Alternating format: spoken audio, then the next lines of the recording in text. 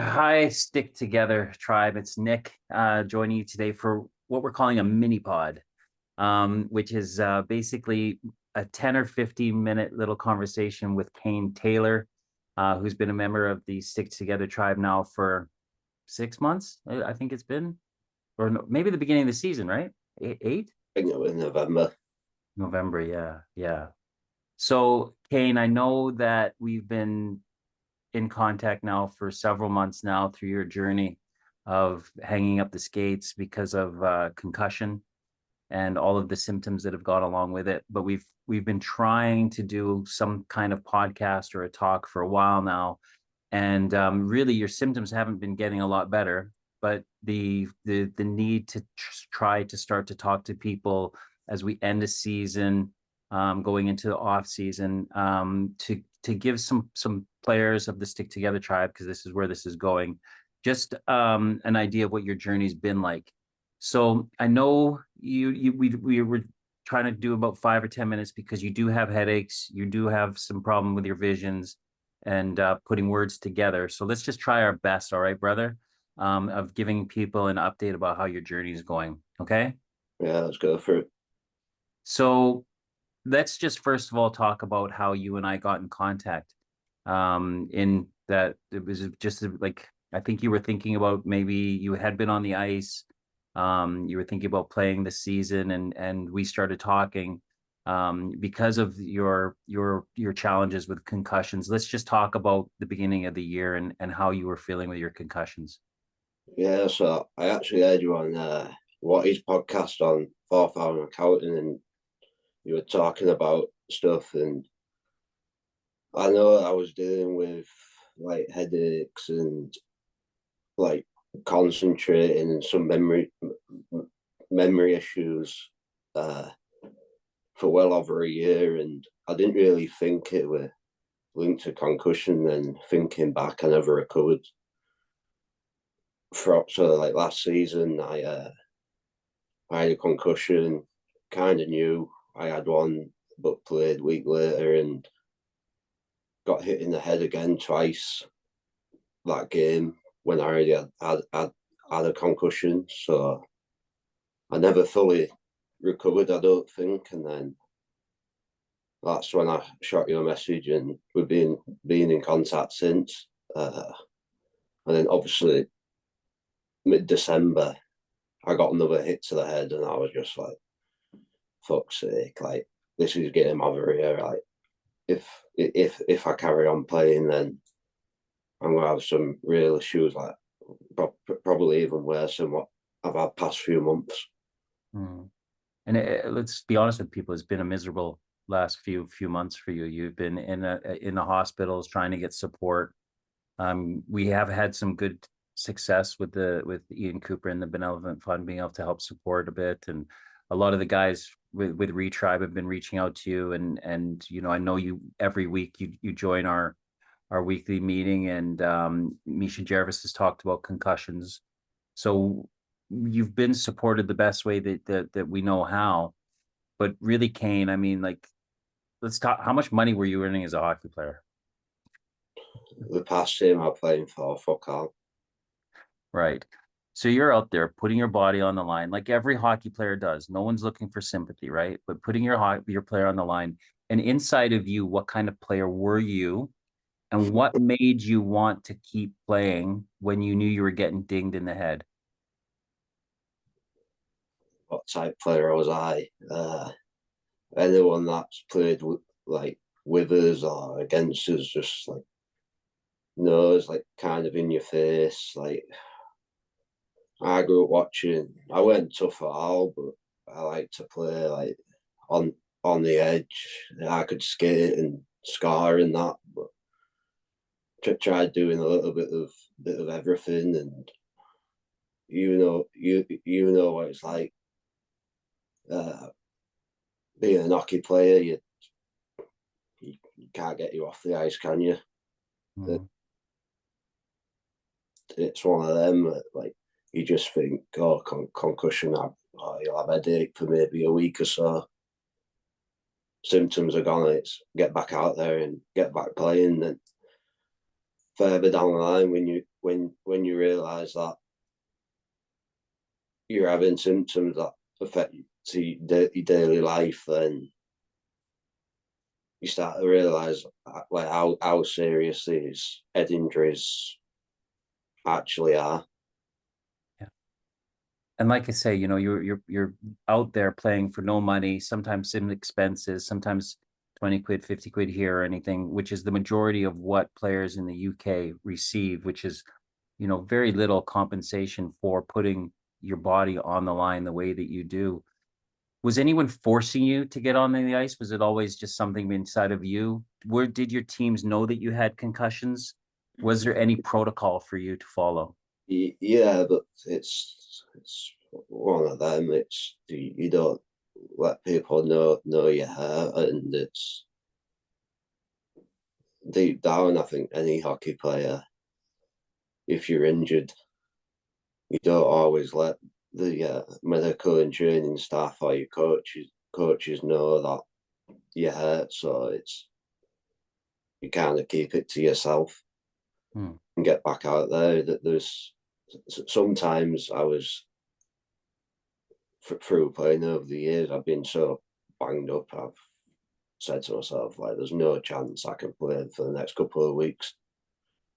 But with concussion, it's well, you might set out a couple of weeks, and headaches have gone, so I've got back out there, and I know there's protocol now in some leagues. You got to pass all the tests and be out for 30 days or something, but in these lower leagues, I don't think that's there as much.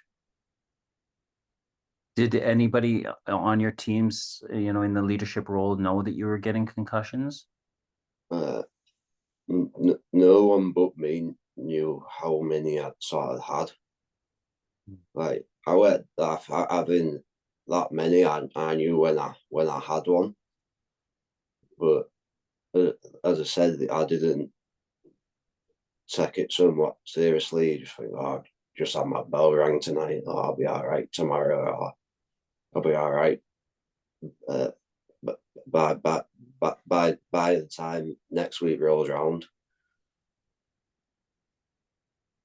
So you were just doing what every hockey player does, which is just sucking it up and getting on the ice. yeah, that's all right. Mhm. And then what happened when it started to become quite apparent that you were hurting? Kind of like in the summer, like before the season, and once the season was kind of happening uh, in September. I'd be in, I'd be getting groceries at the shop, and like, fuck's sake, like, what do I need from here tonight? Oh, I'd be at work, and I'd forget what I was doing, and I'd wake up with headache, and then I'd go home with headache, and then I'd be at the gym with headache. And I thought, oh, I just get migraines every so often, maybe 4 or 5 times a week. Uh, but then I'd have really good days. So I never knew what were going on until like I got hit in the head again in December, and you saw as totally lost all my speech. I couldn't hold a conversation to no one. Like I couldn't have. I was in a totally dark room, like constant like ringing in my ears. I still have all that now. Like if I want to go get some groceries from shop, I've got to wear sunglasses and concentrating on certain things now. Easy, even difficult, and I've done now, but sort of sleep.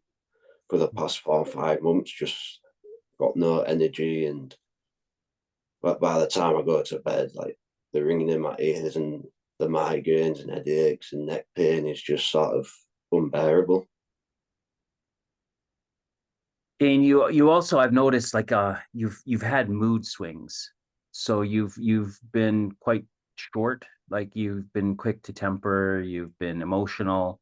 Would Yeah. you say that they are like those are your normal traits, or over since you started getting concussions, would you say that you've maybe been not the Cain that you would want to be? Like when I was younger, yeah, I was like that, but over the past few years, I mean, on the ice I was a little dick, but off the ice I was fairly laid back. Certainly, like away from a hockey setting, if it were work or at home or with mates or whatever, like fairly laid back. Now it really bothers us, and yeah, I've apologized to like friends, family, whatever, like just getting like saying, look, if I get snappy, like, I don't realize Mm, I'm doing it.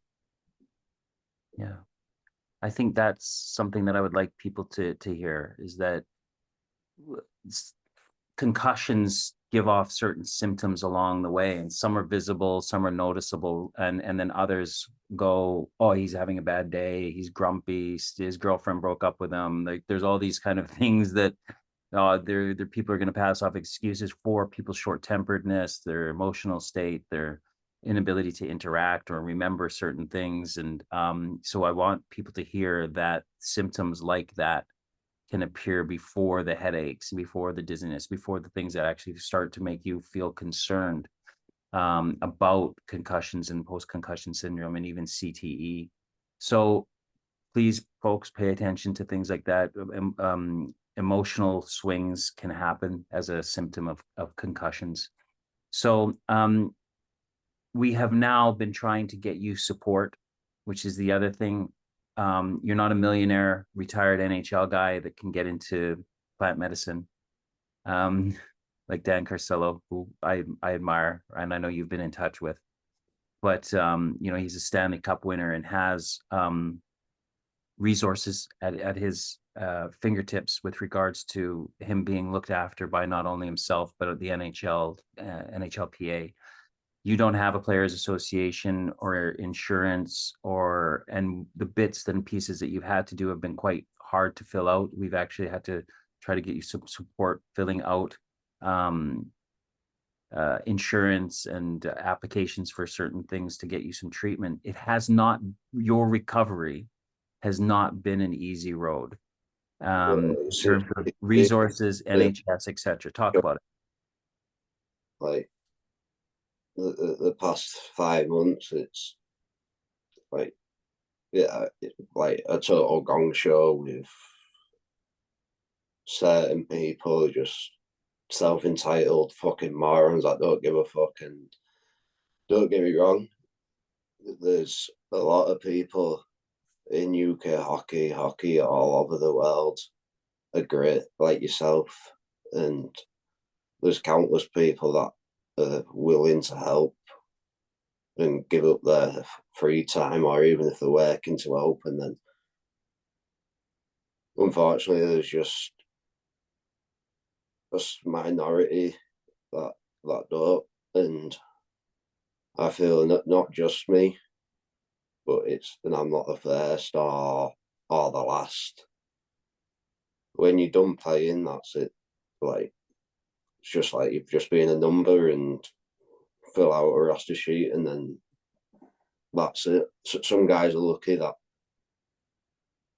they can come away from hockey and not have injuries, and there's some like myself and others battle months and years after, and there's no real support. Until now, we're growing it, and I do have to, give a shout out to Adam's Angels, the Benevolent Fund, Aaron and Ian really stepping up to the plate, helping out the guys in this Stick Together tribe that have been able to support you along the way.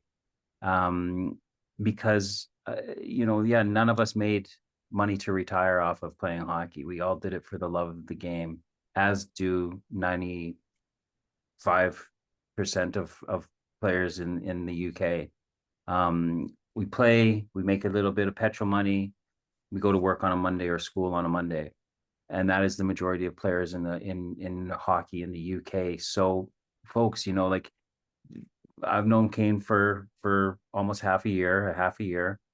This is a good day for you, the way you're talking. It's not the way you normally talk. I'm assuming, right? Because I know maybe in the beginning we had some pretty good conversations, but over the last half a year, I've seen you really struggle to put words together. And But it's especially them first couple of weeks. I mean, like, I ain't drank for 3 years, but like it sounded like I smashed like 10 bottles of whiskey, and like I couldn't talk, and I went out to the shop, and like it was dangerous for me to walk to corner shop on my own. That's 2 minutes away, and I just didn't have a clue where I was, and I'm not really scared of much, but it was scary the fact that I couldn't like talk to no one. I suppose the question, that we all ask ourselves is it worth it? Playing the greatest game on the planet, and then, like you have literally been struggling financially with work. You haven't been able to work. I know housing's been a challenge, but you've managed to sort that out. Who's your roommate right now? Pick up your roommate. No, So, no, no. The furry guy. so, The furry guy, the dog. oh, this is my mum's dog, Ernie. There you go. That's what I wanted to see. Yeah, so I was living with one of my teammates, and the owner of the house he said he can't afford it, so he sold it. So it's just talking with, because I can't work. It's like I can't just ring up a landlord and be like, "Oh, I need somewhere to live." So it's sort of working with a counsellor and that, and waiting for this what's it called? This neurology appointment, and hopefully get some answers, because when I've been to GP, the first couple of times I saw them, they just was like, oh, like you'll be all right. Like I remember when I first went into the hospital, into A&E, they just kind of looked at me and said, like at the nurse's desk when you book in, it was like, you've got concussion. I went, I fucking know I have. I've just told you that. And they just was like, oh, well, there's no chance of getting CT scan, and we all know that concussion don't show up on any scan. And they just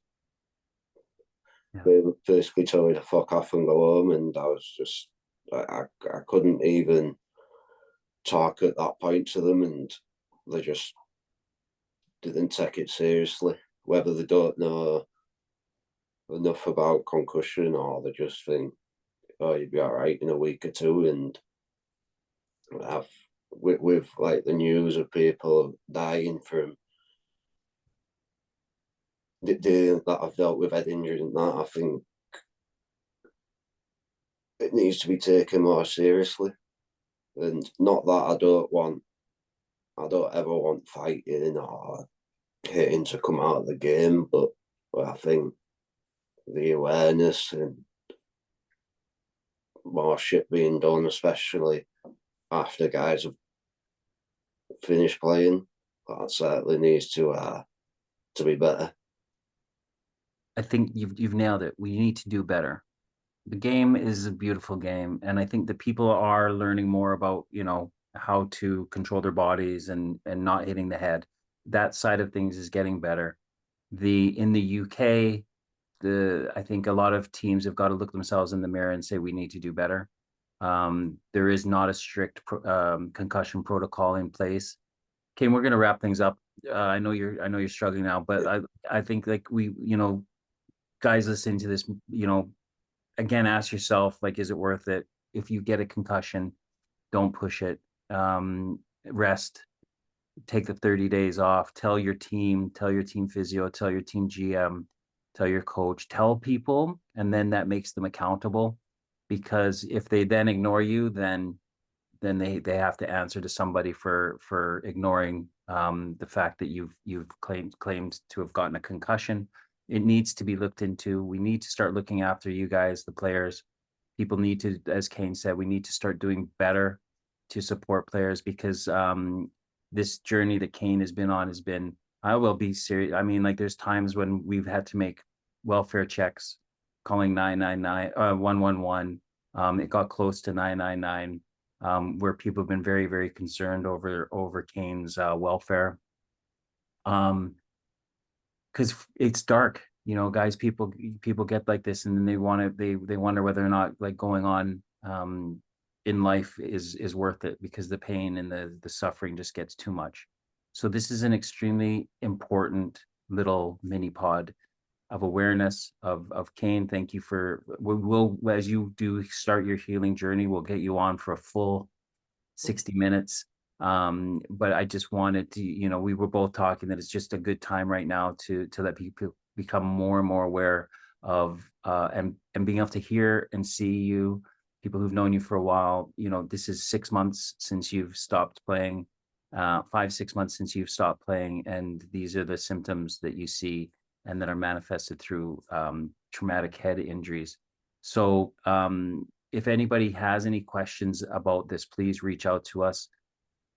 There are some very, very good people out there that will advise along the way, but we are hindered by the fact that the NHS are overworked and just stressed out with it. They don't have a lot of history with ice hockey and ice hockey injuries, and also the culture of hockey, and how guys who might be coming to them and saying they've got a concussion, they might think it's the only concussion, when really it could have been like the 6 or a dozen, that have been gone untreated and unnoticed. Not even not unnoticed, but untalked about, because we are all brought up in the culture of don't say anything because we might miss a shift. We don't want to let our teammates down, etc. Guys, it's not worth it. Even $1 million a year isn't worth the pain and the suffering and the trauma that head injuries will impact on you and your life for the rest of your life. So please use this as this podcast as an awareness around concussion. Let's keep the conversations going. Let's start talking about it. Let's start applauding where we need to applaud, and where people need to step up and start doing better. Let's help you get and do better, because we're not here to point blames or to say this what we're done wrong, or that doesn't help anything. We're here to help support each other. So let's remember that. Cain, go give the dog a cuddle. Take it easy, brother. Keep doing what you're doing, and we will see you. Oh, quickly, how did the meeting go? Were you on it last night? Yeah, it was just me and Norm. Wasn't it? Nice seeing Norm on again. Yeah, beautiful. I think a lot of guys were busy last night.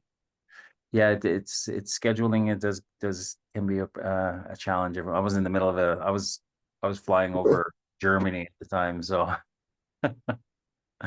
brother, take it easy, okay? Let's stay in touch. Don't hang up yet. I'll just stop the recording. Right. Thanks everybody for joining us for this stick together mini pod with Cain Taylor.